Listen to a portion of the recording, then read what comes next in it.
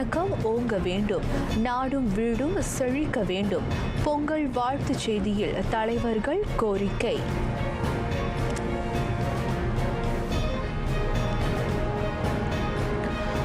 விளைவிக்கும் உள்ளடக்கங்கள் செயற்கை நுண்ணறிவு தளம் குரோக் நாட்டில் தற்காலிக முடக்கம்.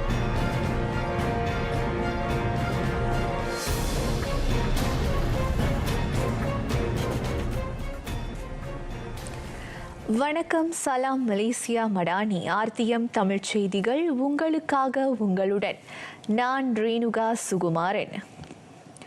கதிரவன் ஒளியில் கார் இருள் மறைந்து தைமகள் பிறந்தாள், தரணி செழிக்க.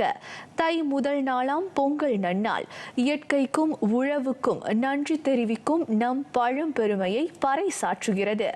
ஏர் மறைந்து இயந்திரம் வந்தாலும் இயற்கையை வணங்கி வாழ்ந்த தமிழர்களுக்கு பொங்கல் தனி விழா.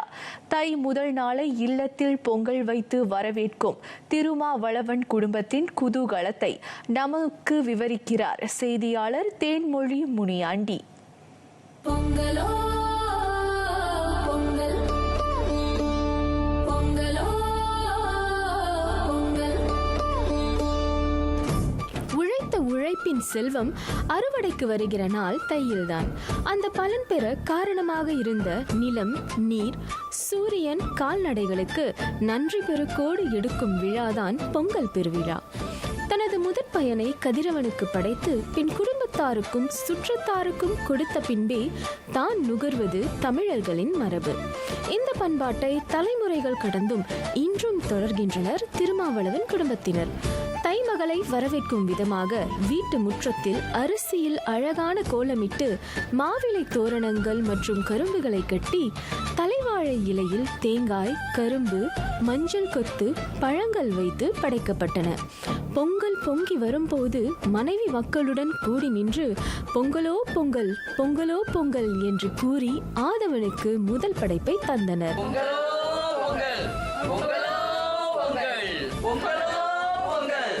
தமிழர்களின் பண்பாட்டு விழுமியங்களை எடுத்துணர்த்தும் பொங்கல் திருநாள் காலம் கடந்தும் இன்றும் மரபு மாறாமல் மலையகத்தில் கொண்டாடப்பட்டு வருகிறது. முதலாவது சூரிய பொங்கல் என்பது சூரியனை ஒரு அடையாளமாக வைத்துக் கொண்டால் அது இயற்கையின் அடையாளமாக இருக்கும். எனவே இங்கு நாம் விளங்கிக் கொள்ள வேண்டிய ஒரு செய்தி என்னென்றால், இயற்கையின் மீது அன்பு பாராட்டல், இயற்கையை நேசித்தல் என்ற அடிப்படை கருப்பொருளை நாம் உணர்ந்து கொள்ள வேண்டும். இரண்டாவது மாட்டுப் பொங்கல் என்ற அடிப்படையிலே மாட்டை ஒரு அடையாளமாக நாம் வைத்துக்கொள்ள வேண்டும். அன்றைய காலகட்டத்தில் உழவு தொழில், வயல் காடு இன்றியமையா தேவையாக இருந்தது. இன்று பலரும் பல்வேறு தொழில்கள் செய்கிறார்கள். எனவே மாடு என்று ஒரு அடையாளமாக வைத்துக்கொண்டு ஏனைய உயிர்கள் மீது அன்பு செலுத்துதல் என்ற கோட்பாட்டை இங்கு நாம் கட்டமைத்துக் கொள்ள வேண்டும். அதனைத்தான் பொங்கலும் இந்த திருநாளும் உணர்த்துகின்றது. எனவே தான் பொங்கல் நன்னாள் போது மட்டும் கட்டாயமாக எந்த வகையான புலாலும் உண்ண மாட்டார்கள், சமைக்க மாட்டார்கள். உயிர்வதை செய்யக்கூடாது, கொல்லாமை பேணல், புலால் உண்ணாமை பேணல் என்ற கோட்பாட்டை இந்த நாளில் பின்பற்றுவார்கள். அதற்கடுத்து மூன்றாம் நாள் தான் காணும் பொங்கல். இந்த நாளில் உற்றார் உறவுகளை சென்று காணல், வீட்டுக்கு வருகின்ற உற்றார் உறவுகளை வரவேற்று அன்பு பாராட்டல். எனவே இங்கு நாம் காண வேண்டிய ஒரு கோட்பாடு, அடிப்படை கோட்பாடு என்னவென்றால், மனிதன் மீது உறவுகள் மீது அன்பு செலுத்தல், அன்பு பாராட்டல். எனவே இந்த 3 நாளிலேயும் அடிப்படையான 3 செய்திகளை இந்த பொங்கல் திருநாள் நமக்கு உணர்த்துகின்றது. இயற்கை நேயம், உயிர் நேயம், மாந்த நேயம். எனவே கட்டாயம் நம்முடைய மக்கள் சூழ்நிலை, அவங்க வேலைக்கு போகிற சூழ்நிலை இருக்கலாம். இதில் என்ன செய்ய வேண்டும்னா, அவங்க கொஞ்சம் பொறுப்பெடுத்து விடுப்பெடுத்து இந்த பொங்கலை கொண்டாடுவோம், இதன் வாயிலாக இந்த உணர்வை மற்றவங்களுக்கு உணர்த்துவோம் என்ற அந்த எண்ணத்தோடு அவர்கள் கொண்டாடுவது மிகவும் சிறப்பு. கைவிடாமல் கொண்டாட வேண்டும். பண்பாட்டின் அடையாளமாக விளங்கும் அதனை இளைய தலைமுறைக்கும் கொண்டு சேர்ப்பது நாம் அனைவரின் தலையாய கடமையாகும். இதற்கு இன்னொரு காரணத்தையும் சொல்லலாம். முன்பெல்லாம் நாம் தோட்டப்புறத்தில் இருந்த பொழுது அடிக்கடி திருமணங்கள் நடக்கும். அப்போ திருமண அழைப்புதல் கீழேயே வந்துட்டு பந்தல் அலங்கரிப்பு, இந்த பகுதியின் இளையர்கள் அப்படின்னு போடுவாங்க. இப்போ அந்த பண்பாடும் இல்லை, மரபும் இல்லை, எங்கள் தோட்டப்புற வாழ்க்கையை விட்டு வெளியாகிட்டோம். அதன் பிறகு என்றாவது ஒரு நாள் வீட்டில் நல்ல நிகழ்வு நடக்கும் பொழுதும் இந்த பொங்கல் போன்ற விழாக்களை கொண்டாடும் பொழுது தான் நம்ம தோரணம், மாவிலை, வாழை மரம், வெற்றிலை பாக்கு, தேங்காய் பழம் இதெல்லாம் நம்ம யோசிக்கிறோம். முதல் நாளிலிருந்து போகி பண்டிகையிலேருந்து தொடங்குது. அடுத்து பொங்கல் காலையிலிருந்து எப்படி அந்த ஏற்பாடு நடக்கும், இதிலெல்லாம் இளைய தலைமுறையை சேர்த்து கொண்டோம். நம்ம வீட்டு பிள்ளைகளை சேர்த்து இணைத்து செய்தோம் அப்படின்னா கட்டாயம் அவர்களுக்கு தெரியும். நம்ம என்னென்ன பழக்க வழக்கங்கள் வைத்திருக்கோமோ அத்தனையும் அவர்களுக்கு கொண்டு போகலாம், அவர்களும் அதை உள்வாங்கிக் கொள்ளலாம். அப்படி ஒரு வாய்ப்பை நாம் தான் ஏற்படுத்தி கொடுக்கணும். காலையில் வந்து நம்ம ஒரு 6 மணி போல் எழுந்திரிச்சு குளிச்சுட்டு தலை குளிச்சுட்டு எல்லோரும் வந்து இந்த மாதிரி கரும்புலாம் கட்டி பொங்கல் வைக்க செங்கல்லாம் வச்சு நெருப்பு வைக்க ஆரம்பிப்போம். விறகுலாம் வச்சு நெருப்பு வைப்போம். அப்புறமா வந்து பால் ஊற்றி பொங்குற வரைக்கும் நம்ம வந்து இருக்கணும். அதுக்கப்புறம் பொங்கிட்டோன்னே வந்து பொங்கல்னு வந்து எல்லாரும் வந்து சொல்லுவாங்க. ஏனென்றால் இந்த மாதிரி நம்மளோட சொந்தக்காரவங்க எல்லாரும் உறவினர்கள் அனைவரும் வந்து நம்ம வீட்டுக்கு வரதுனால நம்மளுக்கு வந்து மகிழ்ச்சியாக இருக்கும், மற்றவங்க கூட விளையாடலாம். பண்பாட்டு விழுமியங்களை மட்டுமின்றி குடும்ப பிணைப்பை வலுப்படுத்தவும் இது போன்ற திருநாட்கள் வகை செய்கின்றன. இந்த பண்டிகை வந்துட்டா பிள்ளைங்க எல்லாம் என்ன செய்வாங்கன்னா வீடெல்லாம் அழகாக வச்சு சுத்தம் பண்ணணும், அழகாக வச்சுக்கணும். சில அவங்கவுங்க பங்கு ஒருத்தவங்க ஒரு பங்கு எடுத்து வேலை செய்வாங்க. அப்போ எனக்கும் ஒரு பங்கு இருக்குது, அந்த வேலையை நான் செய்வேன், அவங்க வேலையை அவங்க செஞ்சுக்குவாங்க.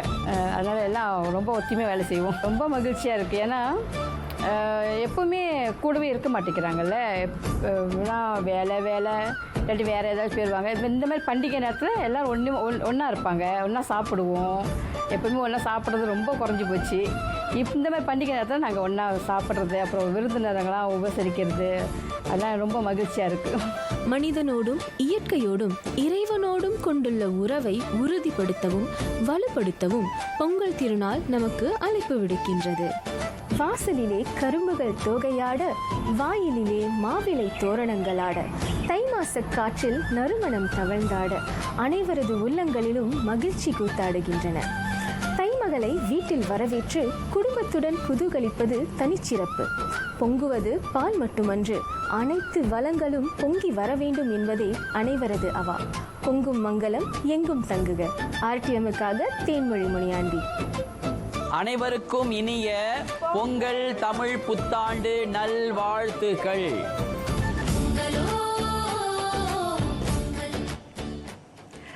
மண்ணின் மடியில் விதைத்த கனவு, சூரியன் ஒளியில் விளைவும் வாழ்வு, உறவுகள் சேர்ந்து கொண்டாடும் நன்னாள் தை முதல் நாள். இல்லத்தில் பொங்கல் வைத்த பின் இறைவன் உறையும் ஆலயங்களிலும் பொங்கல் வைக்க மக்கள் கூடினர். அந்த தகவல்களுடன் செய்தியாளர் புனிதவதி முருகன். மண்பானையில் சமைக்கப்படும் புது அரிசியின் வெண்மை, பாலின் தூய்மை, இனிப்பான பொங்கலின் தித்திப்பு, இவற்றை போன்று வாழ்வு முழுதும் செழிப்பும் மகிழ்ச்சியும் நிறைந்திருக்க வேண்டும் என்பதே பொங்கல் திருவிழாவின் உன்னத நோக்கமாகும். பல நூற்றாண்டுகளுக்கு முன்னரே ஆதவன் இன்றி ஊன் இல்லை என்பதை உலகிற்கு எடுத்துரைத்த பெருமை நம் முன்னோரையே சாரும். இயற்கையோடு மனிதன் கொண்ட உறவில்தான் இந்த பெருநாளின் உண்மையான முக்கியத்துவம் அடங்கியுள்ளது. சிறப்பு வாய்ந்த இந்நன்னாளில் இறைவனின் ஆசியை பெற பல ஆலயங்களில் சிறப்பு வழிபாடுகள் நடத்தப்படுகின்றன. அவ்வகையில் கோலாலம்பூர் PGS 1 ஸ்ரீ மகா மாரியம்மன் ஆலயத்தில் பொங்கல் வைபவம் காலை 8 மணி அளவில் தொடங்கியது.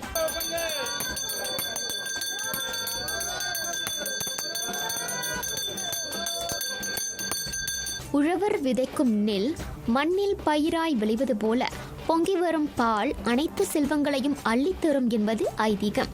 சூரியன், மண், நீர், காற்று போன்ற இயற்கை வளங்களின் உதவியால் தான் மனித வாழ்வு சாத்தியமாகிறது என்பதை இத்திருநாள் உலகிற்கு எடுத்துரைக்கிறது. திருக்குறள் நன்றி நாட்டி விழா செஞ்சு 9 மாதம் ஆகிடுச்சு. அதனால் இந்த வருடம் புது வருட பொங்கல் வருஷம் பொங்கல்னால நாங்கள் சிறப்பாக பொதுமக்களோட சேர்ந்து இந்த பொங்கல் இடத்துக்கு ஏற்பாடு செய்திருந்தோம். கோயிலுக்கு கோயிலில் ஆசீர்வாதம் வாங்கிட்டு அதுக்கப்புறம் வீட்டில் போயிட்டு 9 o'clock ஒரு நல்ல டைம் இருக்குது. ஸோ 9 to 11 வைப்போம் வீட்டில். ஏன்னா நம்மளுக்கு சோறு கிடைக்கிது இல்லையா, சோறு எப்படி கிடைக்கிது, ஹவர்ஸ் ஃபார்மர்ஸ் நல்லதான். சூரிய பகவானுக்கும் ஃபார்மர்ஸ்க்காகவும் விவசாயிகளுக்காகவும் எல்லாமே பெரிய ஹை டெக்னாலஜியில் வேகமாக போயிட்டுருக்காங்க. ஸோ இதை கல்ச்சர் யாரும் ஃபாலோ பண்ண மாட்டுறாங்க. எனக்கு என் family first priority for Pongal. வாட்டி இந்த பொங்கல் இதை நான் பார்த்து கலந்துக்குவேன். தை பிறந்த வழி பிறக்கணும்னு சொல்லுவாங்களே, ஒரு நல்ல விஷயத்துக்கு தான் செய்கிறாங்க. வயல் இறங்கி சேருவங்களுக்கு நல்லா ஒரு பிஸ்னஸ் வரணும் அவங்களுக்கு. பொங்கல் நம்ம கொண்டாடல நம்ம பாரம்பரியம் காணாம போயிடும். ஸோ நம்ம வந்து அதை என்ன செய்யணும், நம்ம வந்து அதை தலைமுறை நிலச்சி நிற்கிறதுக்கு நம்ம கொண்டாடிக்கிட்டு தான் இருக்கணும். இன்றைக்கி வந்து பொங்கல் கொண்டாடனால வீட்டில் நாங்கள் தோரணம் கரும்பு அதெல்லாம் கட்டி நான் அம்மா அப்பாக்கெல்லாம் உதவி செய்வேன். நாங்கள் இன்றைக்கி 9 மணிக்கு காலையில் பொங்கல் வச்சுட்டு இப்போ தான் கோயிலுக்கு சாமி கும்பிட்டு போகிறோம்.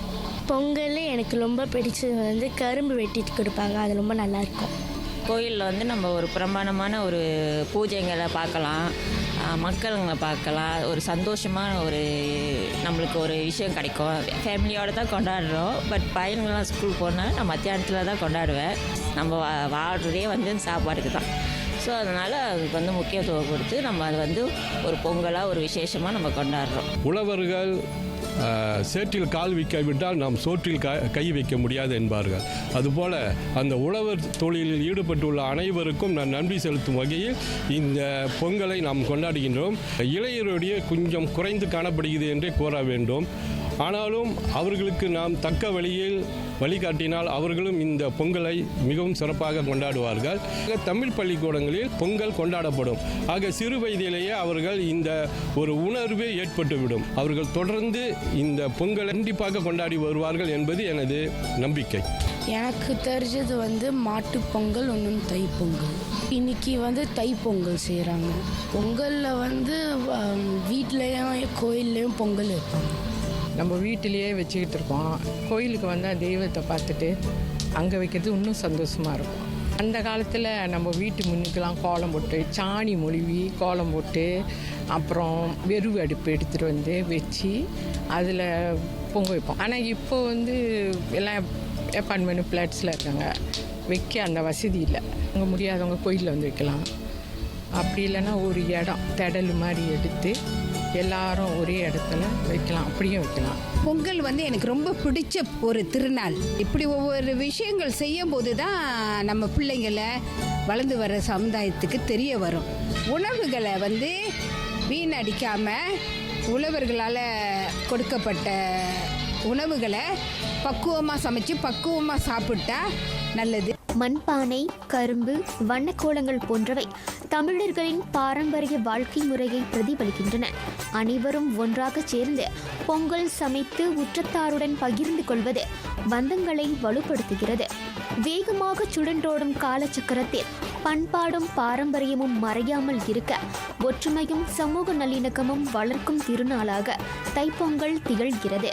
இது தனிமனித வாழ்க்கையை மட்டுமல்ல, சமூக உறவுகளையும் செழுமைப்படுத்துகிறது எனில் அது மிகையில்லை. இந்த திருநாளின் உண்மையான அர்த்தத்தை உணர்ந்து இதனை அடுத்த தலைமுறைகளுக்கும் எடுத்துச் செல்வது நமது பொறுப்பாகும். அனைவருக்கும் இனிய பொங்கல் வாழ்த்துக்கள். அனைவருக்கும் என்னுடைய இனிய பொங்கல் நல்வாழ்த்துக்கள். எல்லாருக்கும் பொங்கல் நல்வாழ்த்துக்கள். மலேசியா அனைவரும் இந்து மக்களுக்கு பொங்கல் நல்வாழ்த்துக்கள். மலேசியாவில் வாழ்கின்ற அனைத்து இந்து மக்களுக்கும் எங்களுடைய இனிய பொங்கல் நல்வாழ்த்துக்கள். பொங்கலோ பொங்கல் என்னும் முழக்கத்துடன் ஆதவனுக்கும் இயற்கைக்கும் மட்டுமல்லாமல் உழைப்புக்கும் நன்றி நவிலும் நம் பாரம்பரியம் இன்றளவும் கொண்டாடப்பட்டு வருகிறது. நம் சிந்தனையிலும் வாழ்விலும் நம்பிக்கை விதைக்கும் திருநாளாக இந்நன்னாள் விளங்குகிறது. இனிப்பான பொங்கலும் உறவுகளின் பிணைப்பும் நம் வாழ்வில் புதிய தொடக்கத்தை கொண்டு வரட்டும். அனைவருக்கும் இனிய பொங்கல் நல்வாழ்த்துகள். RTMக்காக புனிதவதி முருகன்.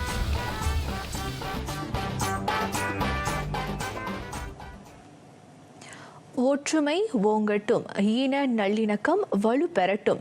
பல இனங்களாக இருக்கும் மலேசியர்கள் ஒருவர் மற்றவரை புரிந்து கொள்வதையும் மதிப்பதையும் நிலை பெறச் செய்ய வேண்டும். பொங்கல் வாழ்த்துச் செய்தியில் பிரதமர் டத்தோஸ்ரீ அன்வார் இப்ராஹிம் இந்த வலியுறுத்தலை முன்வைத்தார். ஃபேஸ்புக்கில் பொங்கல் வாழ்த்துச் செய்தியை பிரதமர் பதிவேற்றியுள்ளார். பார்வை பலவாறாக இருப்பினும் பின்புலமும் நிலைப்பாடும் மாறுபட்டிருப்பினும் ஒருமைப்பாட்டு உணர்வு தொடர்ந்து வலுப்பெற வேண்டும். அமைதியான, வளமான, நல்வாழ்வு மிக்க நாட்டை உருவாக்குவதற்கான அடித்தளங்கள் அவை என பிரதமர் சுட்டினார். பெற்றதை படைப்பது என்பது தொன்ம வழிபாடு. அவ்வகையில் விளைச்சலுக்கு நன்றி தெரிவிக்கும் வகையில் பொங்கல் வைத்து கொண்டாடுவது இந்தியர் பண்பாடு. இயற்கைக்கும் இறைவனுக்கும் நன்றி நவிழ்வதை தத்துவமாக கொண்டிருக்கிறது பொங்கல் திருநாள். இந்த பொங்கல் மகிழ்ச்சியையும் நல்லிணக்கத்தையும் பொருள் பொதிந்த அன்பையும் அனைவருக்கும் வழங்க வேண்டும் என டத்தோஸ்ரீ அன்வார் வாழ்த்தினார். நாட்டின் பல்வகை தன்மையில் ஒருமைப்பாடு ஓங்க வேண்டும். இன சமய வேறுபாடின்றி சமூகத்தில் நல்லிணக்கம் பரவ வேண்டும். பொங்கல் வாழ்த்துச் செய்தியில் மனிதவள அமைச்சர் டத்தோஸ்ரீ ஆர் ரமணன் அவ்வாறு கோரிக்கை வைத்தார். இந்தியர்களின் திருநாள்களில் பொங்கலே தொடக்கமாக உள்ளது.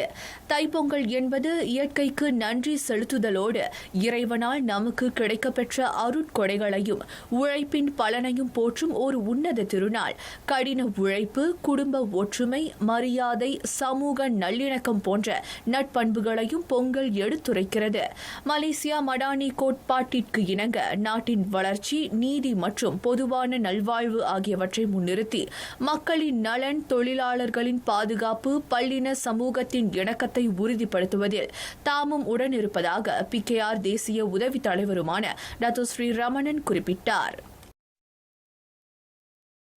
இலக்கவியல் அமைச்சர் கோபிந்த் சிங் டியோ பொங்கல் வாழ்த்தினை எக்ஸ் தளத்தில் உரித்தாக்கினார்.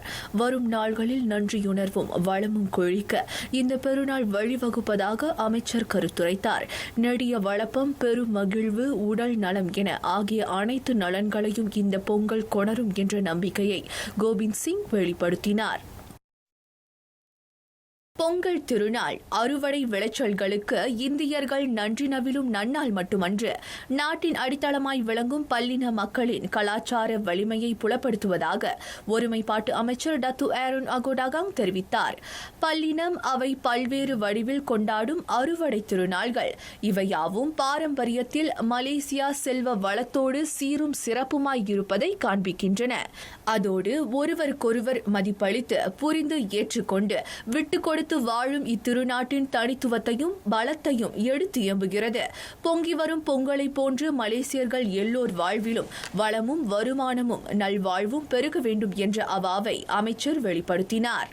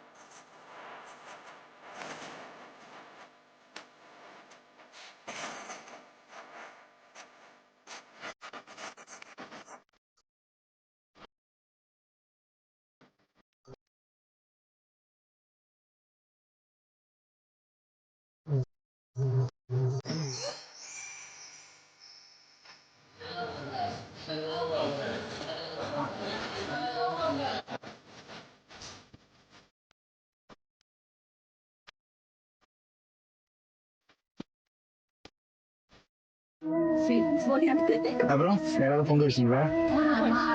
பண்பாடும் பாரம்பரியமும் இப்படி பல இடங்கள்ல பேணப்பட்டு வருது. நாம பரபரப்பான வாழ்க்கை சூழல்ல அதை கொஞ்சம் தவற விட்டுறோம். கொஞ்சம் சிரத்தை எடுத்தாக்கா பாரம்பரியத்தோட மகிழ்ச்சியையும் நாம அனுபவிக்கலாம். இன்பங்கள் பெருகி இனிமைகள் சூழ எல்லோர் வாழ்வும் ஏற்றங்கள் காண பொங்கட்டும் இந்த பொங்கல். அனைவருக்கும் இனிய பொங்கல் நல்வாழ்த்துக்கள்.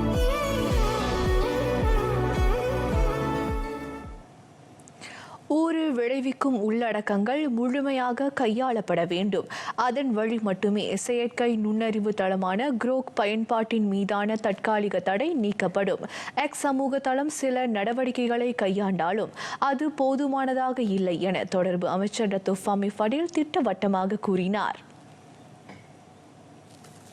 சிறார் உட்பட எல்லா பயனர்களின் பாதுகாப்பையும் உறுதி செய்யவும் ஆபத்தான உள்ளடக்கங்கள், மக்களுக்கு பாதகம் விளைவிக்கும் பதிவுகள் போன்றவற்றை முடுக்கவும் குரோக் வலைத்தளம் தவறியது.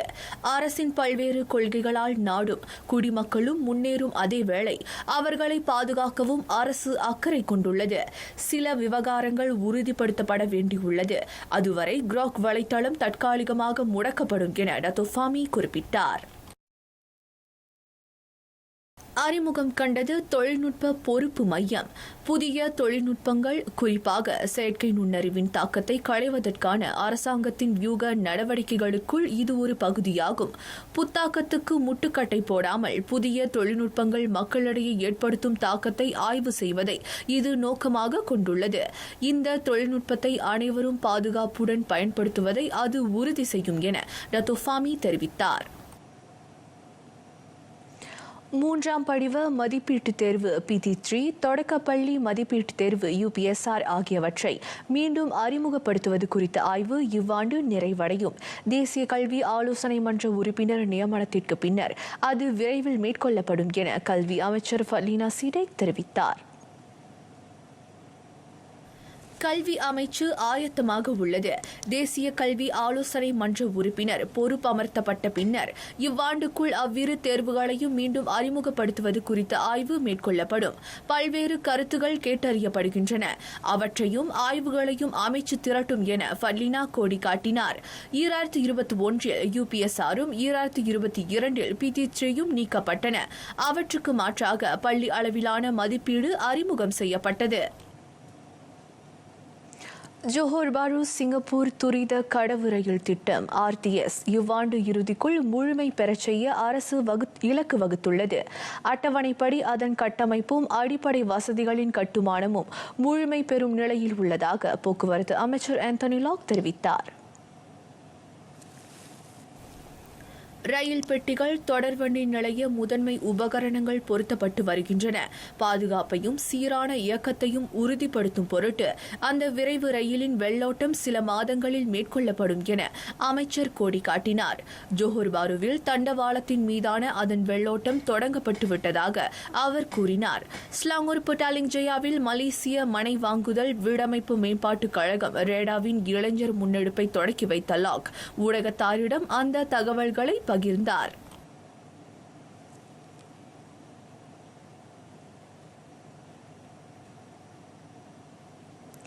அரசின் தொடர்பு முறை மேம்படுத்தப்பட வேண்டும். குழப்பங்கள் இன்றி மக்களிடையே தகவல்களை தெளிவாக கொண்டு சேர்க்க அஃது அவசியம் என அரசாங்க தலைமை செயலாளர் தான் ஸ்ரீ ஷம்சுல் அஸ்ரி அபுபக்கர் வலியுறுத்தினார். பாமர மக்களுக்கு தகவல்களை கொண்டு சேர்க்கையில் அது தெளிவாக இருத்தல் முக்கியம். அதில் அதிகமான அதிகாரப்பூர்வ சொற்கள் அல்லது புத்ராஜயா மொழி என்று அறியப்படும் அரசாங்க மொழி பயன்பாட்டை குறைத்துக் கொள்ள முனையுமாறு எல்லா அமைச்சுகளையும் துறைகளையும் தான் ஸ்ரீ ஷம்சுல் அஸ்ரி அபுபக்கர் கேட்டுக் கொண்டார். மடானி அரசின் கீழ் 3 ஆண்டுகளுக்கு மேலாக பல்வேறு நலத்திட்டங்கள் மேற்கொள்ளப்பட்ட போதிலும் மக்கள் அவற்றை இன்னும் அறியாமல் இருப்பது புத்ராஜயாவில் கடந்த ஆண்டு மேற்கொள்ளப்பட்ட 3ஆம் மடானி நிறைவாண்டில் தெரிய வந்ததை அவர் சுட்டினார். இவ்வேளையில் கடந்த ஆண்டு புற மேம்பாட்டு திட்டங்களை செயல்படுத்துவதற்கு என ஒதுக்கப்பட்ட நிதியை 14 அமைச்சுகள் முழுமையாக பயன்படுத்த தவறியிருப்பது கண்டறியப்பட்டுள்ளது. வகுக்கப்பட்ட செலவின அடைவு நிலை இலக்கை அவை எட்டவில்லை. சாலைகள், பள்ளிகள், கிளினிக்குகள், மருத்துவமனைகள் முதலியவற்றை தரம் உயர்த்துவது, கட்டுமான திட்டங்களை மேற்கொள்வது உட்பட மக்கள் நலனை முன்னிறுத்தி அந்த ஒதுக்கீடு வழங்கப்பட்டன. எனினும் தொடர்புடைய அமைச்சுகளின் மேம்பாட்டு திட்ட செலவினம் 87.91 விழுக்காட்டை மட்டுமே எட்டியுள்ளன. அவை முழுமையாக பயன்படுத்தப்படவில்லை என்பதோடு நட்டத்தையும் ஏற்படுத்தியதாக தான் ஸ்ரீ ஷம்சுல் அஸ்ரி குறிப்பிட்டார்.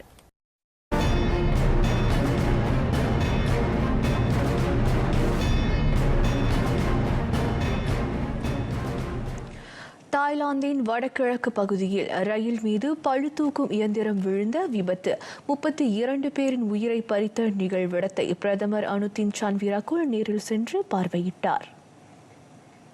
தலைநகர் பாங்காக்கிலிருந்து உபோன் ராஜாதானி மாநிலத்திற்கு பயணித்துக் கொண்டிருக்கையில் நக்கோன் ராஜாசிமா மாநிலம் சிக்கியோ மாவட்டம் அருகே அந்த துயரம் நேர்ந்தது.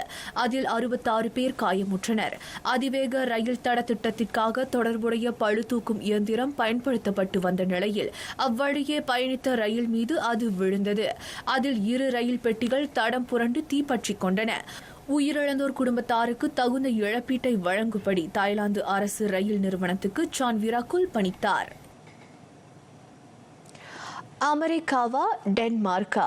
டென்மார்க்கே எங்கள் தேர்வு என அறிவித்துள்ளது கிரீன்லாந்து. அந்த தீவை பேச்சுகளின் வழி கைப்பற்ற எண்ணிய வாஷிங்டனின் கனா காணல் நீரானது. அமெரிக்க படை எந்நேரத்திலும் தாக்குதல் நடத்தலாம் என்பதால் கிரீன்லாந்தில் கூடுதல் ராணுவம் களமிறக்கப்படுவதாக டென்மார்க் தற்காப்பு அமைச்சர் டால்ஸ்டன் பால்சன் அறிவித்தார். ஆர்க்டிக் பகுதியில் உள்ள மாபெரும் தீவான கிரீன்லாந்து டென்மார்க்கின் ஆளுகைக்கு உட்பட்ட தன்னாட்சி பெற்ற பகுதியாக விளங்குகிறது. பருவநிலை மாற்றத்தால் அத்தீவை சுற்றியுள்ள பனிப்பாறைகள் கரைந்து வருகிறது.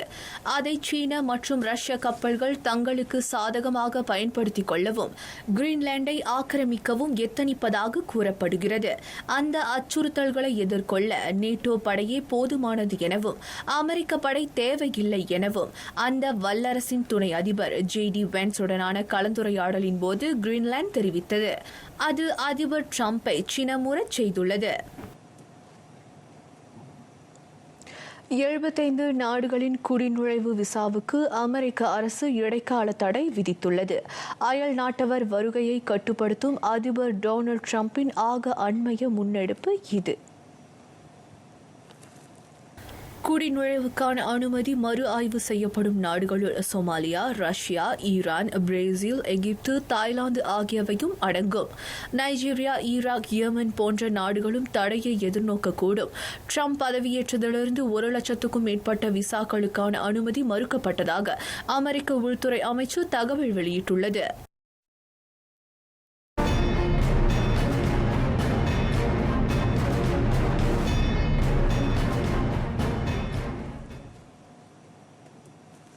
சூப்பர் லீக் கால்பந்தாட்ட முடிவுகளுடன் விளையாட்டரங்கை தொடங்குவோம். குச்சிங் சிட்டி FCயை 2-1 என வீழ்த்தி ஜோஹர் டாருல் தாசிம் JDT லீக்கில் தொடர் வெற்றியை உறுதி செய்து கொண்டது. ஆட்டம் தொடங்கியது முதலே JDT ஆதிக்கம் செலுத்தியது. ஆட்டத்தின் 41ஆம் நிமிடத்தில் ஸ்காட் வுட்ஸ் முதல் கோல் புகுத்தி குச்சிங் சிட்டி அணியை முன்னிலை வகிக்கச் செய்தார். ஆட்டத்தின் 55ஆம் நிமிடத்தில் நாச்சோ இன்சாவுக்கு சிவப்பு அட்டை வழங்கப்பட்டதால் பிற்பாதியில் JDT அணி 10 ஆட்டக்காரர்களுடன் ஆட்டத்தை தொடர்ந்தது. 3 நிமிடம் கழித்து JDT அணிக்கான முதல் கோலை இக்னாசியோ மெண்டேஸ் புகுத்தினார். அதன் பிறகு JDTக்கான 2ஆம் கோலை புகுத்தி அணியின் வெற்றியை உறுதி செய்தார் பக்சன் ட சில்வா.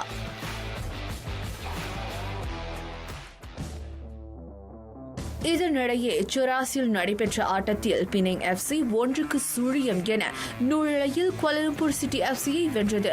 அந்த ஒற்றை கோலை ஃபெய்த் ஆபிலோர் ஆட்டத்தின் 36ஆம் நிமிடத்தில் புகுத்தினார்.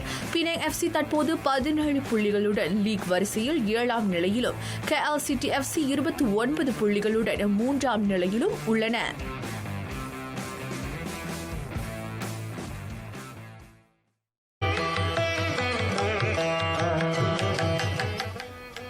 குரல் சுழன்றுமேற் பின்னது உலகம் அதனால் உழந்தும் உழவே தலை. உயிர்களுக்கு உணவு கிட்ட ஏர் தொழிலே அச்சாணி. பசித்தோர்க்கு உணவளிக்க உழைப்பவரே உலகுக்கு தலைமை வகிப்பவர். சுழலும் இந்த உலகு உழவின் பின்னேதான் நிற்கிறது என பொங்கல் உழவர் திருநாளில் வேளாண்மையின் மாண்பினை நினைவுறுத்துகிறது வான்புகழ் வள்ளுவம்.